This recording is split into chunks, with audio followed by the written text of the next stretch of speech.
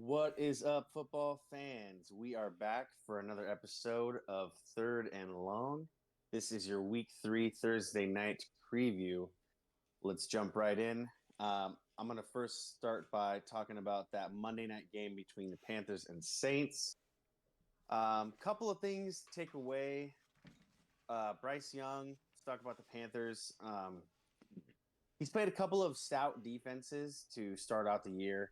So I think a lot of people on Twitter and whatever, they're kind of writing the ship off on him. And I think we need a little more time to see. He hasn't been as, you know, bad as he could be. He definitely could be a lot worse. There's progressions that he's making. I think that he's experiencing a little bit of kind of a Justin Fields syndrome and holding onto the ball a little too long, and decision making looks a little bit, like a rookie quarterback. I think we got to still give him some time. Think it was his first touchdown. Got his first touchdown of the year. A little short pass to Adam Thielen. So obviously moving in the right direction. And I think that once he gets his, DJ Chark and Terrace Marshall and these guys to full health, this offense will definitely look a lot more promising, especially in the vertical passing game. So on the flip side, the Saints defense still looking pretty good. Derek Carr, I don't think he looked amazing, but I think that he got the job done. Taysom Hill coming in the clutch, 75 yards on the ground, looking pretty electric, doing his thing.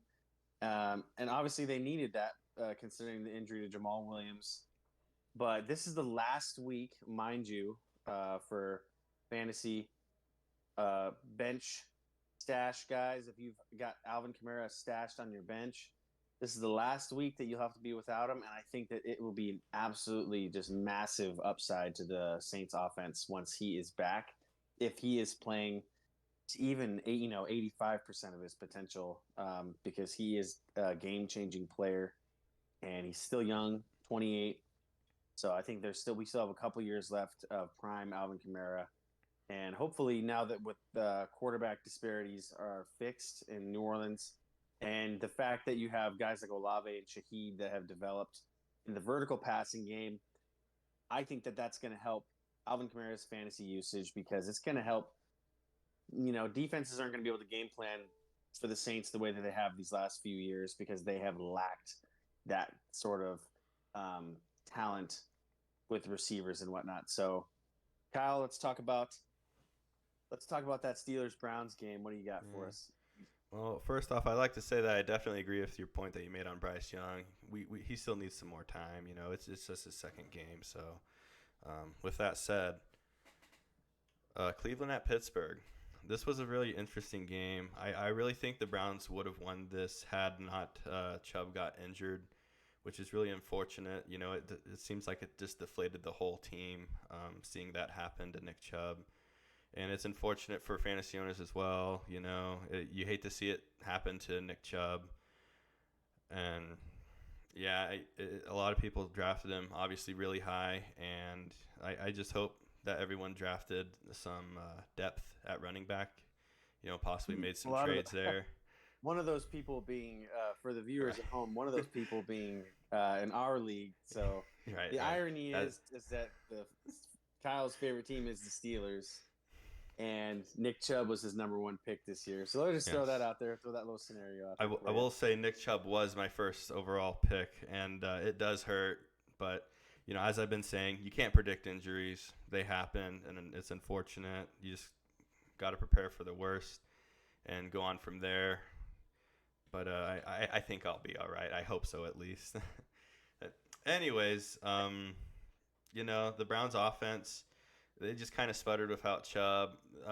The next guy up is Ford, and hopefully, he might be able to right this team in the right direction. I heard they've been talking to Kareem Hunt. I think they might have even signed Kareem Hunt back. As far as yesterday, I believe they did re-sign him officially. So we'll see how he gets incorporated. He might just be the go-ahead starting running back. It might be Ford. Who knows? But the Browns situation in total is just, I don't know. It's just kind of a shame that Chubb went down so early in the season. But anyways, we have the flip side here, and let's go ahead and talk about the Steelers defense. They played absolutely incredible this game. They won the whole game for the Steelers. I imagine this is kind of going to be a theme going forward with the Steelers having amazing defense with a bit of a suspect offense. Pickens had a great game for sure, but other than that, it was just kind of murky for the Steelers offense there. Their defense played out of their mind. I look forward to seeing this defense, continue down the road. And if you drafted the Steelers defense, congrats, because I think that they have a good chance of being, the best scoring defense in the whole league. It looks like, at least early on, this is what it looks like. So, that's what I got for this game. Yeah, it was definitely a tale of like completely different phases. It seemed like at moments the Steelers defense couldn't stop the Browns at all, and then it seemed like at moments this defense was elite, and same thing with the Browns. I mean, so it's going to be interesting. That division as a whole is going to be pretty much a slugfest to the end of this season. So anyway, let's jump right into the fantasy outlook for tonight's matchup. Talk to me about them 49ers, Kyle. These 49ers are looking great. For the first few weeks, they've been putting up a lot of points. All the playmakers have been making plays. McCaffrey's been consistent, as usual. Ayuk, Debo, Kittle, Purdy, all of these players are startable in my opinion. You shouldn't have to have any worries going into this matchup against this Giants team who's still trying to figure themselves out, and this defense that San Francisco has, they're absolutely fast and they're dominant. So I feel bad for all those Giants fans out there. I mean, you might want to look away at some points. It's not going to be a pretty game for you. But on all cylinders here, San Francisco's just going to be firing. So that's what I got for the San Fran side. Yeah, I wholeheartedly agree. I don't think it's going to be a pretty game for the Giants. I mean, it's obviously Matt Breida is going to be the starting running back tonight, and I think that's going to be the biggest question mark is will the Giants have a running game at all tonight? I mean, it's already most likely they're going to have to abandon the run with game script, but not having Saquon back there to at least add the dynamic playmaking ability that Matt Breida really, in his either 6th or 7th year in the NFL, he doesn't really have anymore, and really never was, on the same level as Saquon is. So it's going to be interesting to see. Daniel Jones, he's got a little bit of a rushing upside, as we all know. He has the ability to break off those big ones. He's a hard guy to tackle. And he's averaged so far in these last two games 50 yards a game on the ground. And last season in total, he averaged 44 yards on the ground per game. So I think if you're a Daniel Jones fantasy owner, you can still go into this game saying, you know what, maybe with the lack of Saquon, that they're going to lean on Daniel Jones and, maybe have some more design runs if they do get in a goal line situation. Maybe there's upside for him to at least put out modest fantasy numbers for this game. But as far as his pass catching options go, it's really wish-wash between Hodgins and Slayton as his number one guys. And Waller hasn't, in these first two games, he hasn't exploded. He hasn't gone to what anyone's imagination is when they drafted him, as the 4th or 5th overall tight end in their fantasy drafts this year. So we'll see. Like you said, the Giants are definitely figuring themselves out still, and they got to find a recipe to win games without Saquon Barkley because, I mean, you cannot be that one-dimensional to where if this guy's not in your offense, you're falling apart. So we'll slide right into the send it, end it portion. And I'll start off. I'm going to go with Debo Samuel for my send it tonight. He scored his first TD of the season last week. Had a nice, multifaceted game. I think he had about 40 rushing yards and 6 or 7 catches for 60 yards or so. So probably about 20 points in most leagues. But that's what you're looking for. Debo Samuel. If he's not gonna, he might not blow up on either end of the spectrum, but his playmaking ability and the fact that he is that dynamic, multifaceted guy, and he's the dual threat. He's going to be able to give you fantasy points from all angles here. So, and there's a specific, obviously, Kyle Shanahan has a specific package of plays just for Debo Samuel. So, I think that hopefully the Giants are probably going to fall behind early. They're probably going to lean on the run game. Hopefully, the Debo Samuel can cash in on some of that scoring action early on in the game before it gets to be that run it down your throat. Eli Mitchell and McCaffrey just taking it over and just putting it in cruise control for the rest of the night. Who are you sending it with tonight, my friend? All right. Well, tonight I am going to send it on Brock Purdy. All those talented weapons that he has around him, it just makes it easy for him to get some points, get yards. He even has rushing potential. And honestly, like you said, with Debo, and others like Kittle and Ayuk, they just get open, they make plays, and they can do it for Purdy. Purdy doesn't even have to really do much.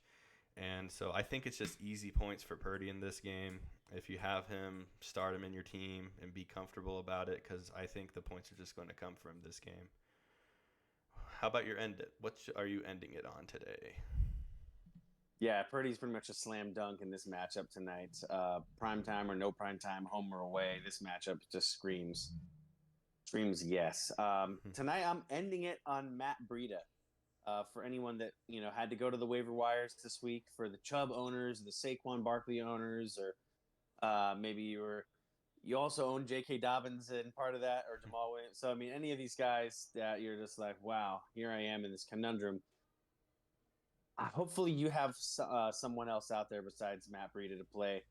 Um, he hasn't had a 100-yard performance since Week 5 of 2019. Let's just throw it back. That was the last time that Matt Breida, as a running back in the NFL, had a 100-yard performance. And in the past 4 seasons, being in his fill-in backup role that he's been in for multiple different teams, he's only had a total of 6 touchdowns in the last 4 seasons. So even as a handcuff or a backup, he hasn't had that much success getting into the end zone or, having much fantasy output as a whole since his tenure with San Francisco. So I can't see against this defense tonight with negative game script. I can't see, and especially Daniel Jones even cutting into his rushing numbers most likely. I just can't see this being. If it's week 3, people, if you're in this level of desperation already, I'm just gonna say a little kumbaya for you, and maybe we'll light a candle. But anyway, go ahead, Kyle, take it away. All right. So my end it for this week is Daniel Jones. And I just am too scared of this San Francisco 49 defense. I would even question if he's going to get a touchdown in this game or not. And I know he has great rushing potential, but this defense is fast. And even though Daniel Jones is kind of sneaky fast here, it's just going to be tough. And I know these 49ers are going to expect it. They're going to expect Daniel Jones to get out of the pocket, scramble around, and run. So we'll see if Daniel Jones takes advantage of that. It's very well possible. But with this defense, I'm not sure I want to risk Daniel Jones in this situation. It's just going to be tough. If he can limit the turnovers, if he can limit the mistakes, then I could see the possibility of starting him. I'm just a little concerned about this potential matchup that he has in front of him here. So, I think I'll end it on him. And yeah, not a bad decision.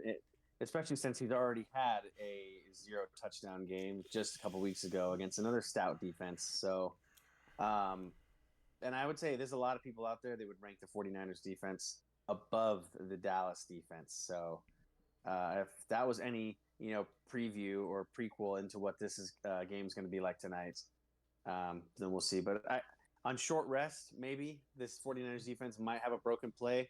That might be their only saving grace to find the end zone tonight. So, but otherwise, this might be all Graham Gano tonight. if they're even lucky to have some field goals. But my prediction for tonight's game, 31 San Francisco, 10 for the Giants. And yeah, I give them 10 because I do predict there to be some sort of broken play or a garbage time score, maybe even an accident, a turnover or something. I figure there's going to be at least one of those tonight.